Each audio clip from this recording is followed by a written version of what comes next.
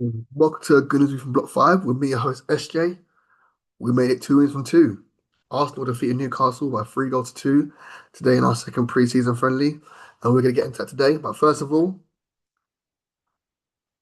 for the audio listeners, I just put on my Bane mask because it's true, it's happened. Arsenal have officially signed Gyokeres. He has taken a number 14, an iconic number, previously held by legendary strikers like Eddie and Nketiah. I'm kidding. Thierry Henry, our legendary striker, once held number 14, made it what it is, the number today. I'm very happy he's coming. We've needed a striker for a number of years. Last couple of years have been making do with what we've got. Kai Havertz has been a very good deputy. I'm not going to poo-poo that. He wasn't signed as a striker, in my opinion. He was a midfielder turned striker after Cabarrot just got injured at the World Cup. And I think he's done a very good job. And he will actually be a very good number two to Gyokeres, should we need to rest him, or if we need a different option in different games. So yeah, we've got our man, and hopefully he gets to make an appearance in our next game against Tottenham Hotspur, which we'll preview later in the week. So yeah, like I said, we beat Newcastle 3-2 today. First views on the team lineup when it came out. I was happy that Zubimendi was starting, especially with Ethan Nwaneri starting too, because I thought Ethan could benefit from those forward punchy passes that Zubimendi makes into the midfield.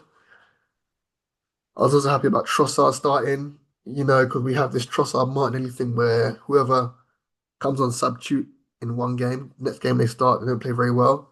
So I was hoping that Trossard, who played very, very well when he came on in the second half against AC Milan, I was hoping that today, when he got his start, that he'll play very well. And in the main, I think he actually did. So yeah, the game started, and I think we started very well in the first 5 minutes. We were passing from side to side very quick. Sometimes when we do passable side to side, it's very pedestrian, a bit slow. But I think with Zoom menu there was a bit of tempo to the pass from side to side with moving Newcastle from side to side. We even clipped the ball in behind their fullback to get Saka in, which is what we could do. If we're able to move the defence from left to right quickly, they lose their shape as such. So it makes it easier for us to get the ball in behind. And we managed to do that. So yeah, for the first 5 minutes, I thought we were very, very good. And then, yeah, the Newcastle goal came out of nowhere, really. They went 1-0 up after 5 minutes. It's a goal I'm glad we conceded in a win. Um, so top teams, they will punish you when you make mistakes as such. For this goal, Newcastle played up from the back. The ball got whipped into Bruno Guimaraes, who's a top centre midfielder, like I said in the preview. He had a picture, he's seen that Tonali is in acres of space. I say acres. Ben White was around 6 yards off, but to a top player like Tonali, 6 yard gap is acres. So that ball's going into Gyokeres. He's whipped around the corner to Tonali. Ben White was just about, like I said, 5, 6 yards off him. And by the time he's realised he's gone in to press him, his momentum's taken him one way, and Tonali's read his momentum and spun him, and that's opened the whole game up. So he's now been able to get the ball out to the right hand side, which has been vacated by Ben White. Saliba shifted over, Calafiores has shifted over, MLS has shifted over, and just basically overall, everyone seems to be out of position. Tonali carried on his run, picked the ball up in the midfield again, whipped out wide to Trippier. Again, continued his run still. At this point, we're still everyone's out of position. What I would say is the midfielders did not track their runners in that move, which I was really disappointed in. Tonali has made a run in behind, good run in behind the fullback, picks it up, and naturally the defense drops in line with the ball. And like I said, the gap between the defense and midfield just wasn't there, and the midfielders weren't picking up the runners.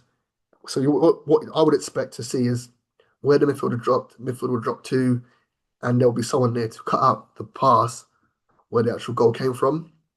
The cut back to Elanga, but it wasn't so. The midfield couldn't get back in time. It was a decent cutback from Tonali to Elanga, who's, I'd say, scuffed it into the goal. And that was 1-0 Newcastle. And from there, for the next 20 minutes, we just couldn't get into the game. Newcastle had winning their cells. They're winning all the duels in the midfield. I mean, at that point, I did check on Twitter to see what others were thinking of the game, and it seemed like a few people were blaming the left-hand side. And for me, that just wasn't the case. I think it seemed like just an easy excuse to make as to why we weren't making any inroads into the Newcastle team. But for me, it seemed like the midfield three of Zubimendi, Marino, and Nwaneri just weren't working. And in particular, for me, it was Marino and Nwaneri weren't pressing their players well enough. They were giving their players too much time on the ball to turn and pick passes, which wasn't helping the team get out the pitch or even stop them from attacking us. That was my point. That was my view. And then the water break came at a perfect time. Hopefully, the water break can be added to the Premier League this season because it seemed to help us. Um, Straight after the water break, we scored back-to-back goals. I mean, the first one was MLS trying to make something happen, tried to fizz the ball into Havertz's feet, intercepted. I don't mind that. It's like you know me, I'm advocate for forward passes because you can't score a goal unless you go forward. Where the ball's intercepted, we've done a fabulous counter press. MLS, obviously, he gave the ball away, so he's trying to win it back. He's harrying, and Marina come across and backed him up and nicked the ball from their attacker. The ball's rolled out to Trossard, and Marino, with that attack mind, like self himself, he's followed his pass into Havertz, who's done two great touches. I mean, held the ball up well and laid off to Marino, who's been able to just finesse that ball just beautifully into the bottom corner, and done a trademark celebration after his father. So that was 1-1. I think it was a very good goal. It came at a good time, like I said, it was after water break. So I think obviously the team got some tactics, updates from Mikel Arteta, which helped us after that water break. 2 minutes later, quick fire double. The ball down the left hand side, couple players going for the ball. Ref gave a free kick to us, sorry. Trossard, brilliant, fast thinking. Seen Havertz down the left, quick free taken, bang. Havertz is in, and Havertz puts a wicked ball into the box, probably where he'd like to be himself. Balls coming for him. Um, and the defender's kind of got his feet muddled, possibly seeing Saka behind him. And yeah, I mean, it's taking a wicked bounce in front of him, and he's knocked the ball into the back of his own net. I don't personally think Saka would have scored it. If I'm being honest, it was a wicked ball with a lot of pace on it. Saka would have done well to convert that. I mean, he did.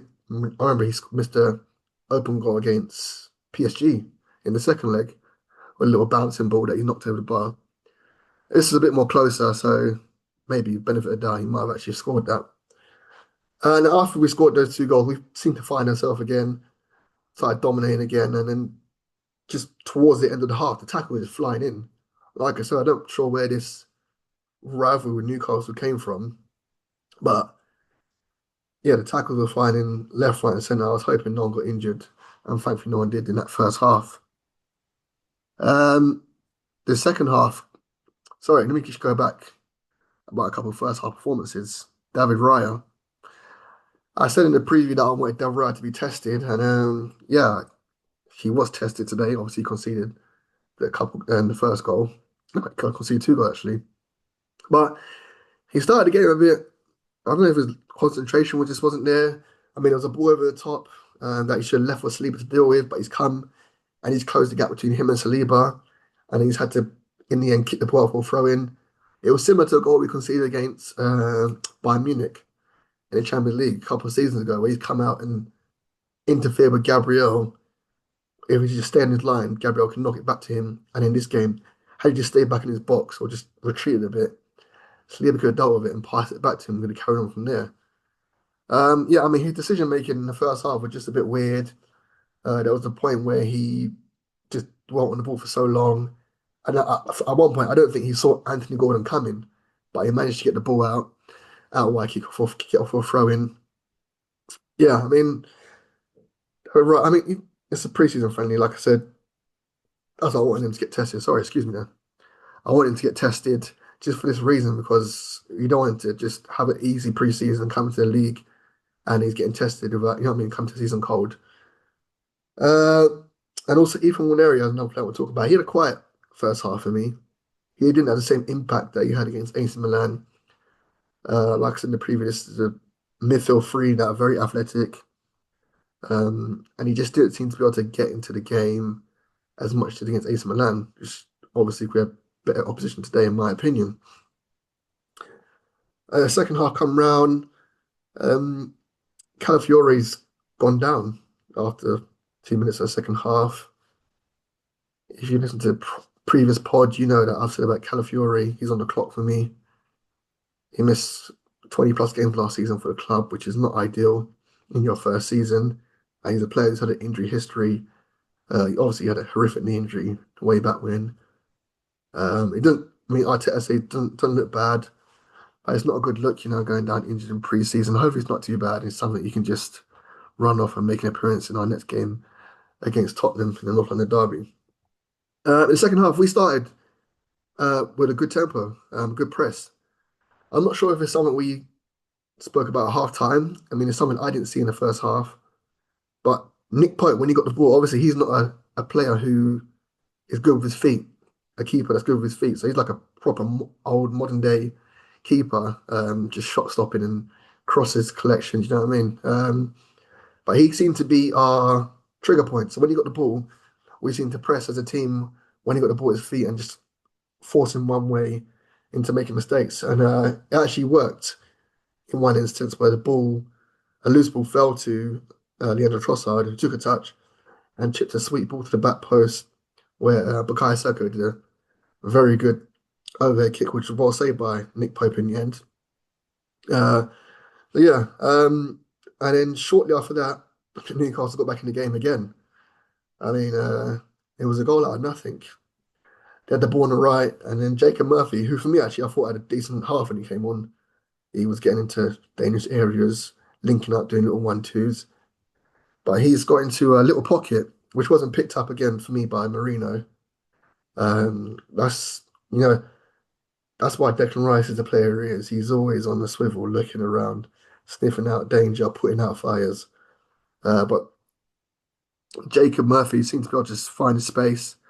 And for 20, 25 yards out, he just had a pop shot with his left foot, which he found in the bottom corner. Could you blame David Raya? I'm not sure. Is that his near post? Is it positioning? I'm not a goalkeeping expert. For me, it's like a really good finish. Some they go in sometimes. It was a pop shot. Maybe it caught him off guard because I didn't expect Jacob Murphy to score that myself. Even though he had a fantastic second half of the season last season. I mean, yeah. And after that, Newcastle got back in the game again. Goals give confidence. He had another chance where the winger got the ball from what I thought was an offside position when the ball came over the top over Lewis Skelly. With a good ball and Osila, the striker, he's got a good header onto the ball and it's gone just wide. At this point, I might add that Kepa come on to replace David Raya, who came off just after the second goal went in for Newcastle. And then, yeah, I mean, on the 70th minute, we made a few subs, including Max Dowman, our 15-year-old prospect, came on again. In his second half, his performance again stole the show. He's come on and in the first 30 seconds of being on, he sent Joe into the shops, picked up the ball, seen Joe come in and just shifted. And Joe given him a little knock to the face. I'm not sure if it was a welcome to the game knock or just let him know he's there, let him know he's in the big leagues now. But looking from his performance for the rest of the game, he didn't worry him one bit. He didn't get scared one bit from anything that Newcastle threw at him.